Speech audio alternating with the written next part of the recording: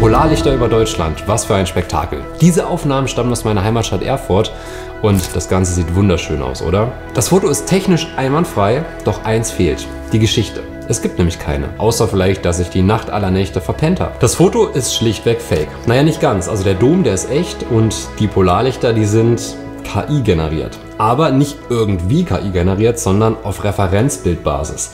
Das heißt, ich habe Adobe Photoshop mit einem Referenzbild gefüttert, davon gab es ja genug im Instagram-Feed von mir, und habe gesagt, das sind die Polarlichter, die ich haben möchte. Weil die Aurora war nicht irgendeine, es war eine Regenbogen-Aurora, die übrigens super selten ist und selbst in den Polargebieten kaum auftritt. Ich brauchte also ein Bild, was diese Regenbogen-Aurora möglichst gut wiedergibt. Und da habe ich dieses Bild gefunden von meinem Fotokollegen Florian Prill aus Jena. Props an der Stelle für dieses unglaubliche Bild. Und damit habe ich Photoshop gefüttert. Ich habe gesagt, das ist das Referenzbild und jetzt mach mir bitte über den Dom diese Polarlichter in diesem Stil. Und zack, das gefällt mir sehr gut. Bild ist fertig, rausrendern und da ist der Erfurter Dom mit den Polarlichtern.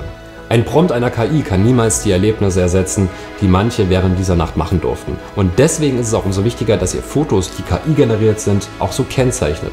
Einfach aus Respekt gegenüber den Fotografen, die zum Beispiel in dieser Nacht nonstop unterwegs waren, hunderte von Kilometern gefahren sind und kaum geschlafen haben. Alle hatten an diesem Abend eins gemeinsam, sie sind losgezogen, um dieses Naturspektakel zu sehen und auch zu fotografieren. Und das macht eben Fotografie aus, dass man loszieht, dass man ein Erlebnis hat, dass man zusammen auch was erlebt. Und eine KI kann dieses Gefühl natürlich nicht herstellen.